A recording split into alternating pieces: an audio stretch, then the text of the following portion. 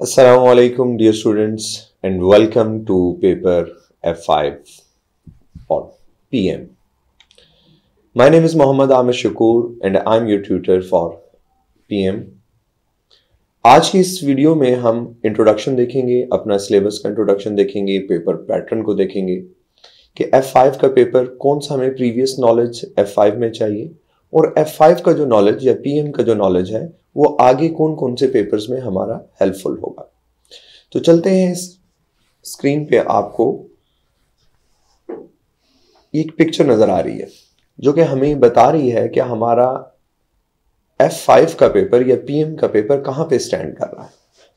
हमने इससे पहले एक पेपर पढ़ा था जो था मैनेजमेंट अकाउंटिंग MA और FMA। तो वो स्टूडेंट्स जो ACC रूट से हैं या FD रूट से हैं उन्होंने ये एक बेसिक पेपर पढ़ रखा है और उस बेसिक पेपर के बाद जो एडवांस लेवल है वो है PM। और इसके बाद अगर हम बात की जाए प्रोफेशनल लेवल की तो प्रोफेशनल लेवल में आप जाके एडवांस परफॉर्मेंस मैनेजमेंट पढ़ेंगे और इसका जो लिंक है वो SBL के साथ, स्ट्रेटेजिक बिजनेस लीडर के साथ भी लिंक होगा। तो हम सबसे पहले ये देखेंगे कि मैनेजमेंट अकाउंटिंग में हमने क्या पढ़ रखा है जो हमें PM के अंदर, परफॉर्मेंस मैनेजमेंट के अंदर भी हेल्पफुल होगा। तो बहुत सारा नए न्यू टॉपिक्स भी हैं, बहुत सारे न्यू टॉपिक्स हैं और बहुत सारा जो हमने बेसिक, अगर आप बात करें अब्जॉर्प्शन कॉस्टिंग की, मार्जिनल कॉस्टिंग की और कुछ ना कुछ आपने वहां पे स्टैंडर्ड कॉस्टिंग देखी थी, बेसिक स्टैंडर्ड वेरिएंसेस आपने देखे थे। तो कुछ चीजें जो हमने ऑलरेडी, जिस तरह बजटिंग थी, तो वो सारी चीजें हमने दोबारा से एक दफा रिवाइज भी करनी है और उससे हमारा लेवल कुछ एडवांस भी जाएगा। तो इस पेपर में अगर मैं सिलेबस की बात करूं तो आपकी स्क्रीन पे आपको सिलेबस भी नजर आ रहा है कि हमारे पास डिफरेंट सेक्शन है। Section A management information system and data analytics, जो कि प्योरली थ्योरेटिकल एरिया है इस पेपर का। इसमें से हमें कुछ एक दो MCQs आ सकते हैं तो हम इसको भी सीरियस लेंगे। और क्योंकि बहुत सारे स्टूडेंट्स ऐसे हैं जो PM में, अगर आप देखें, अगर एनालिसिस किया जाए तो PM का वो पेपर है जिसमें पासिंग रेशियो थोड़ा सा कम है। तो वो इसलिए भी कम है कि बहुत सारा जो स्टूडेंट है वो न्यूमेरिकल्स को तो बहुत अच्छे से सॉल्व कर रहा होता है, बट जहाँ पे बात की जाए थ्योरेटिकल एरिया की वो उनका वीक होता है। तो हम कोशिश करेंगे कि आने वाली वीडियोस में हम पूरे सिलेबस में, वो थ्योरेटिकल हो, वो न्यूमेरिकल हो, वो पास पेपर्स हो, वो मॉक्स हो, वो किट्स हो, हम सबको टाइम देंगे इंशाल्लाह।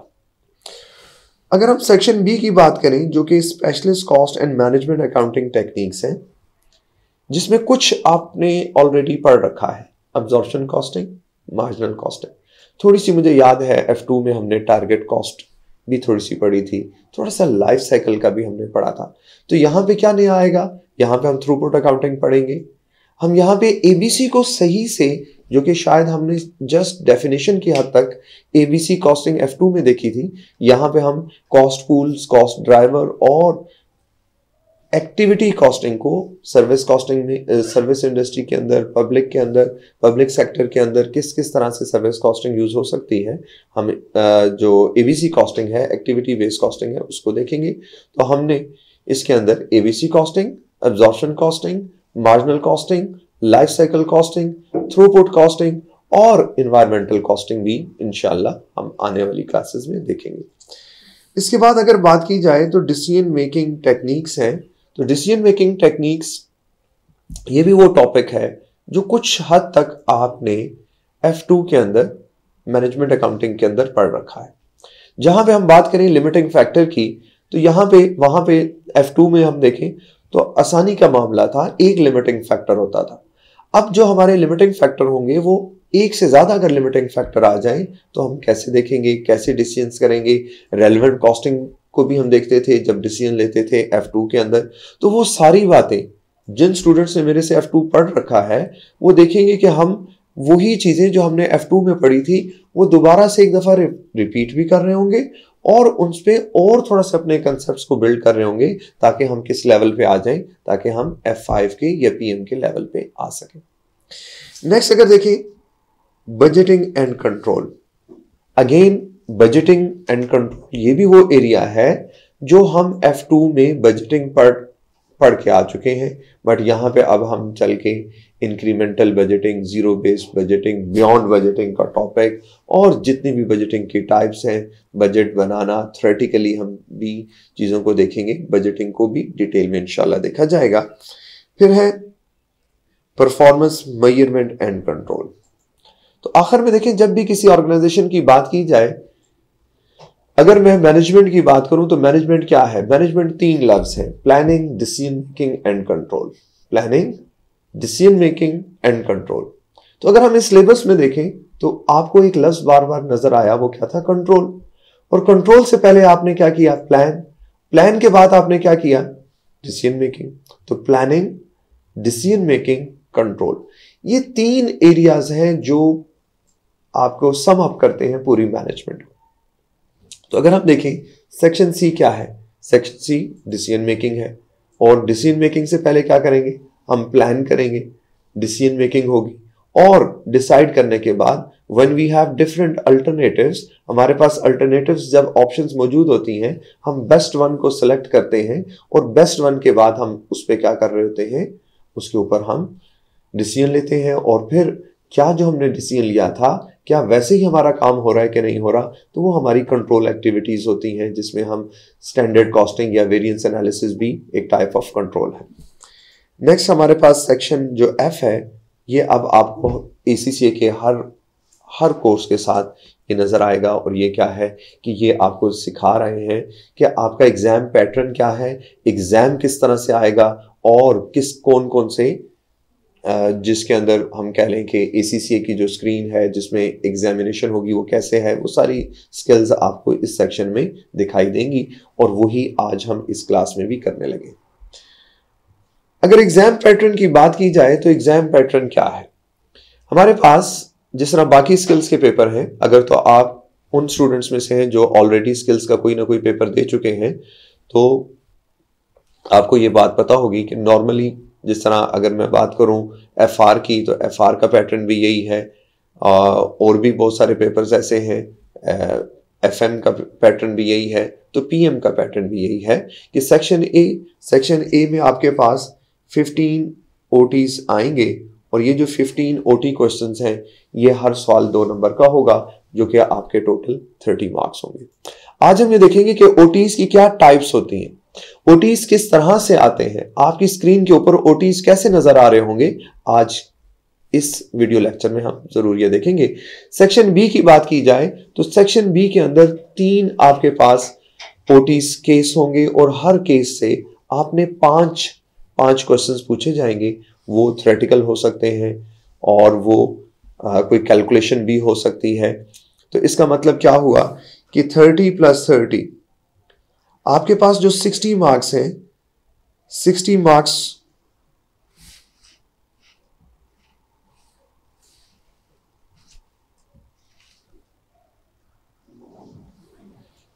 मार्क्स आपके पास जो है वो MCQs या ऑब्जेक्टिव टाइप है। फिर बात करते हैं सेक्शन सी की।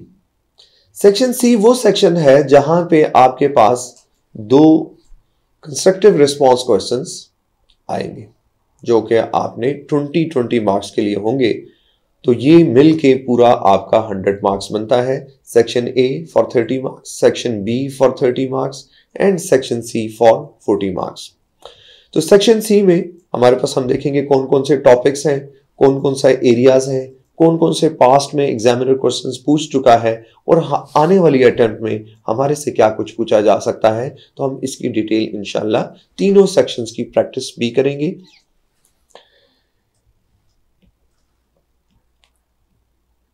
अब चलते हैं ऑब्जेक्टिव टेस्ट क्वेश्चंस की तरफ। तो हमारे पास डिफरेंट टाइप्स के ऑब्जेक्टिव टेस्ट क्वेश्चंस होते हैं, OTs होते हैं। अगर मैं पहली ऑप्शन पे जाऊं तो पहला हमारे पास होता है मल्टीपल चॉइस। मल्टीपल चॉइस क्या है? मल्टीपल चॉइस में आपके पास जिस तरह हम FD में करते आए हैं, हमारे पास डिफरेंट चॉइसेस होती थी, और हम क्या करते थे? हम क्वेश्चन को रीड करते थे, बेस्ट वन को लेट्स को सिलेक्ट कर लिया। क्योंकि मैंने क्वेश्चन नहीं पढ़ा, ये गलत भी हो सकता है, सिर्फ मैं आपको बताने के लिए कि जो भी आपके पास इन चार में से कोई भी एक ऑप्शन करेक्ट है, आपने करेक्ट ऑप्शन को सिलेक्ट कर लिया। तो एक टाइप क्या आ गई, मल्टीपल चॉइस। फिर नेक्स्ट चलें तो फिर क्या है, मल्टीपल रिस्पॉन्स। मतलब अब यहां पे जो रिस्पॉन्स होगा वो एक सिंगल रिस्पॉन्स नहीं है, यहां पे रिस्पॉन्स मल्टीपल है। मल्टीपल का मतलब क्या है, एक से ज्यादा आपने ऑप्शंस को सेलेक्ट करना है। तो अब एक से ज्यादा ऑप्शन 2 हो सकती हैं, विच 2 of the following, which 3 of the following, तो वो कुछ भी कहा जा सकता है। तो हमारे पास दो हमने बात कर ली। नंबर 1 हमारे पास क्या है, multiple choice, and number 2 multiple response. Number 3 हमारे पास जो है वो है फिल इन द ब्लैंक्स। कि आपके पास आप कैलकुलेट करेंगे, जो आपका कैलकुलेटर आंसर शो कर रहा है वो आपने क्या कर देना है, ब्लैंक में फिल कर देना। बट यहां पे कुछ चीजें जो कि एफडी में भी बच्चों ने प्रॉब्लम की और बहुत सारे बच्चों ने मेरे से ये बात डिस्कस की कि हमारे मार्क्स शायद इस वजह से कम आए कि जब ब्लैंक्स आती थी तो मैं राउंडिंग करना नहीं आता था। तो याद रखें एसीसी के क्या रूल्स हैं इसके। एसीसी क्या कहता है कि आप जब भी ब्लैंक आए तो सिर्फ नंबर्स लिख सकते हैं। नंबर 2 आप उसके अंदर क्या यूज कर सकते हैं, डॉट यूज कर सकते हैं, 12.5।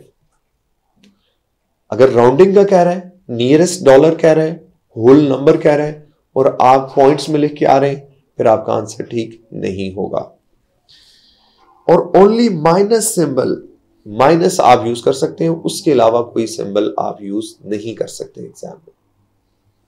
जिस तरह आपको एग्जांपल नजर आ रही है, और अगर इसको अगर वो कह देता कि आप राउंड फिगर में लिखें तो आप क्या लिखते हैं, -10234, क्योंकि ये नियरेस्ट डॉलर होता, नियरेस्ट होल नंबर होता। इसके अलावा कोई और कैरेक्टर आप यूज नहीं कर सकते। ये हमारा थर्ड टाइप हो गई।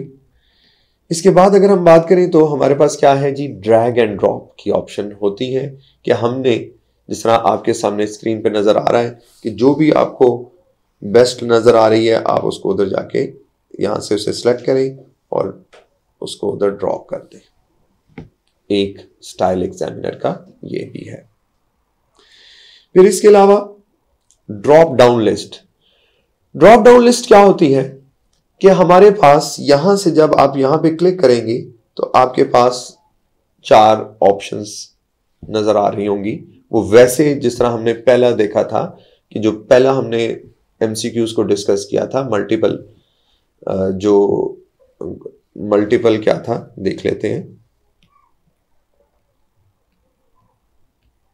मल्टीपल चॉइस, तो जैसा मल्टीपल चॉइस में हमारे पास चारों ऑप्शन फेस पे नजर आ रही थी, बट यहां पे हमारे पास ड्रॉप डाउन के अंदर चारों ऑप्शन नजर नहीं आ रही। आप क्लिक करेंगे आपके पास 4 ऑप्शंस आएंगी और उसमें से आप सिलेक्ट कर लेंगे। तो ये वही पैटर्न है अभी तक आप देख रहे हैं, ये वही पैटर्न है जो हमने कहां देखा, जो हमने एफडी के पेपर्स में देखा था। इसके बाद है हॉटस्पॉट। तो ये नई चीज है। हॉटस्पॉट में क्या होगा कि वो एरिया जहां पे आपको नीचे यहां पे देखें, ये एक, अभी तो आपको ये बात समझ नहीं आएगी क्योंकि अभी हम F5 स्टार्ट करना है और अभी हमने पढ़ना है आगे चल के। ये एक डिसीजन ट्री नजर आ रहा है। तो आपसे कहता है कि आप मुझे वो एरिया, वो डिसीजन, वो पॉइंट बताओ जहां पे हमें ये डिसीजन लेना चाहिए, नहीं लेना चाहिए। तो अब उस एरिया को हमने सिलेक्ट करना है। तो हो सकता है वो ये एरिया हो, यहां पे X आ जाए, तो जहां पे भी आप क्लिक करेंगे वही आपका ऑप्शन माना जाएगा। तो ये डिफरेंट टाइप्स ऑफ क्वेश्चंस थे। इसके अलावा देखें last, hot area. Hot area में क्या है कि अगर हम देखें there are similar to hot spot questions. आपने स्पेसिफिक पॉइंट नहीं बताना, आपने यहां पे क्या बता रहे हैं, यहां पे जैसा देखिए नीचे एग्जांपल क्या है, हमारे पास 4 ऑप्शंस हैं, 4 स्टेटमेंट्स हैं, ट्रू फॉल्स। तो आपने ट्रू फॉल्स हर स्टेटमेंट को पढ़ते हुए ट्रू और फॉल्स बताना है। और याद रखें कि जब भी अगर आप इस तरह का क्वेश्चन अटेम्प्ट कर रहे होंगे तो आपको चारों बातें ठीक करनी है, तभी आपको 2 मार्क्स मिलेंगे।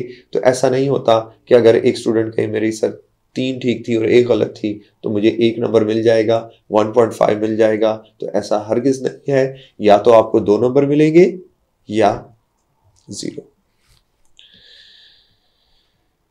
तो ये तो हमारे पास था जी सेक्शन ए। सेक्शन ए, मुझे उम्मीद है कि आपने तमाम टाइप ऑफ क्वेश्चंस देख लिए कि सेक्शन ए में कितनी तरह के क्वेश्चंस आ सकते हैं।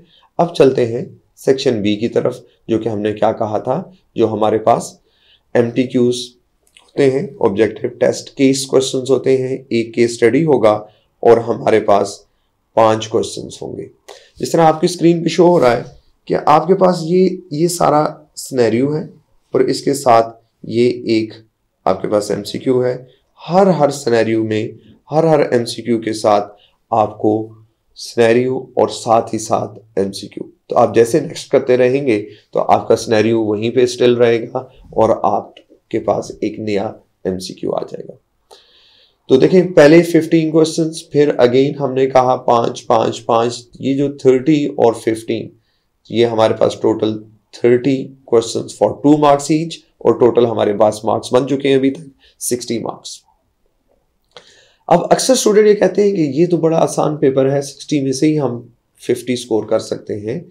तो अगर आप एफडी से आ रहे हैं तो याद रखें कि अब एग्जामिनर का लेवल जो है थोड़ा सा हाई हो चुका है। तो इस 60 में बहुत कम ऐसे स्टूडेंट होंगे जिन्होंने ये 2 सेक्शंस अटेम्प्ट करके 50 स्कोर कर लिया। इसके लिए हमें जरूरी है कि हम ए बी के साथ अपना सेक्शन सी भी बहुत स्ट्रांग रखें। कोई भी एक चीज ऐसी नहीं है, मतलब हाँ, ऐसा नहीं है कि अगर आपका सेक्शन सी बहुत स्ट्रांग है और ए बी को आप फोकस ना करें। तो हमें तीनों को टाइम देना है। हम सेक्शन ए को, बी को और सी तीनों को हम देखेंगे और तीनों को टाइम देंगे, क्योंकि हमें पास करने के लिए हमने उस लाइन को क्रॉस करना है। उस लाइन को क्रॉस करने के लिए हमें तीनों के ऊपर फोकस रखना है। तो आपने देखा लास्ट जो हमारा सेक्शन सी है, सेक्शन सी में हमारे पास क्या होगा, कंस्ट्रक्टेड रिस्पॉन्स क्वेश्चंस। और कंस्ट्रक्टेड रिस्पॉन्स क्वेश्चंस में क्या होगा, जैसे मैंने कहा लॉन्ग सेक्शन होता है सेक्शन सी, जिसमें 2 क्वेश्चंस हमने अटेम्प्ट करने हैं और हर सवाल जो है वो कितने मार्क्स का है, वो 20 मार्क्स का है। और कैसे आएगा, यहाँ पे अगर आप देखें आपके पास एक सिनेरियो गिवन है, सिनेरियो के साथ ही साथ आपके पास क्या है, आपके पास एक एक्सेल की शीट ओपन हुई है और यहाँ पे आपने रिस्पॉन्स देना है। यहाँ पे आपने इस सवाल में जिस तरह एनपीवी फाइंड करनी है, आईआरआर फाइंड करना है, आपके साथ ही सिनेरियो आपके पास गिवन है और आप इसकी प्रैक्टिस भी कर सकते हैं एसीसीए प्रैक्टिस प्लेटफॉर्म से। और इसी तरह अगर आप ये वाली स्क्रीन देखें तो इस पे क्या शो हो रहा है, इस पे शो हो रहा है हमारे पास ऑलरेडी फॉर्मेटेड जो है वो एक्सेल की शीट गिवन है। और इसमें हमने क्या करना था, इसमें हमने जहां जहां हमें ऑप्शंस नजर आ रही थी, हमने मतलब ब्लैंक सी हमने वो फॉर्मेट को फिल करना है। इसके अलावा अगर आप देखें जहां थ्योरेटिकल आपने क्वेश्चंस को आंसर करना होगा, उसके लिए क्या है, उसके लिए हमारे पास ये साइड पे एक वर्ड की फाइल नजर आ रही है और आपने यहाँ पे अपना आंसर टाइप करना है। अक्सर ऐसा होता है कि हमें किसी स्पेसिफिक सिनेरियो के अंदर क्वेश्चंस को करना होता है, लेट्स लाइक हमें कोई कॉलम बनाने हैं, तो उसके लिए अक्सर एसीसीए एग्जामिनर आपको इस तरह का, ये जो आपको स्क्रीन पे नजर आ रहा है, ये एक ऑडिट का, F8 का, AA का क्वेश्चन है, जिसके अंदर आपको क्या नजर आ रहा है, कंट्रोल डेफिशिएंसीज नजर आ रही हैं, कंट्रोल रिकमेंडेशंस नजर आ रही हैं, टेस्ट ऑफ कंट्रोल नजर आ रहा है। तो अगर आपने ऑडिट पढ़ लिया है या पढ़ रहे हैं तो आप ये क्वेश्चन जरूर अटेम्प्ट कर रहे होंगे। तो यहाँ पे ऑलरेडी आपको क्या है, 3 कॉलम्स बना के एग्जामिनर देता है। तो एग्जामिनर की कोशिश ये है कि आपको क्या किया जाए, आपको पास किया जाए। और वो बार बार बता रहा है कि स्टूडेंट्स की क्या क्या वीकनेसेस हैं, मैं कैसे आपसे पेपर, मैं क्या एक्सपेक्ट करता हूं, क्या नॉलेज आपसे एक्सपेक्ट करता हूं, क्या आपने पढ़ के आए हैं और क्या इस पेपर का ऑब्जेक्टिव क्या है, क्या नॉलेज आपको देना इस पेपर का ऑब्जेक्टिव है। और कुछ आपको पता है कि रीसेंट चेंजेस भी आई, 2023 में चेंजेस आई, तो वो चेंजेस इन आपका जो हम अभी रिकॉर्डिंग्स कर रहे हैं इनके अंदर वो ये सारा का सारा न्यू सिलेबस है। जो चेंजेस आई हैं इतनी ज़्यादा मेजर चेंजेस नहीं है। अगर हम बात करें सेक्शन ए में तो पहले क्या नाम था, अगर आप देखें information technologies and system for organisation performance, इसको हमने क्या किया, इसका हेडिंग को चेंज करके हमने management information system and data analytics कर दिया। तो इसी तरह जो ज़्यादा चेंज आई हैं वो चेंज कोई नया टॉपिक ऐड नहीं हुआ, वो हेडिंग्स की चेंज आई है, वर्डिंग्स की चेंज आई है। तो अच्छा ये होगा कि अगर आप जिस भी अटेम्प्ट में हैं आप न्यू सिलेबस को, न्यू स्टडी टेक्स्ट को, न्यू एग्जाम किट्स को ज़रूर लिया करें और उन्हीं को फॉलो किया करें ताकि ये जो छोटी छोटी चेंजेस हैं ये आपको इफ़ेक्ट ना करें। और क्योंकि जो अगर हम बात करें ACCA की एग्ज़ाम कॉस्ट की तो वो काफ़ी ज़्यादा है एज़ कम्पेयर टू बुक्स। तो बुक्स को हमेशा आप न्यू एडिशन, ताकि अगर कोई भी चेंज है तो हम अपडेटेड स्टडी टेक्स्ट को ही यूज़ करें। तो हम इन लेक्चर्स में भी जितना भी मटेरियल यूज़ करेंगे वो अपडेटेड होगा और न्यू कोर्स के मुताबिक होगा। इंशाल्लाह नेक्स्ट क्लास में जो हम वीडियो बनाने लगे हैं वो हमारी होगी वो नॉलेज जो हमें F2 से मिला और वो हमारा बेसिक नॉलेज जो हम अपने साथ F5 के साथ लेके चलेंगे। तो नेक्स्ट वीडियो में हम कुछ बात करने लगे हैं कॉस्ट क्लासिफिकेशन के बारे में और कुछ उसके बाद हम कॉस्टिंग टेक्निक्स के बारे में बात करेंगे और इसी तरह सो ऑन फिर हम कॉस्टिंग और फर्दर सेक्शंस को देखते रहेंगे। अस्सलामु अलैकुम वरहमतुल्लाह।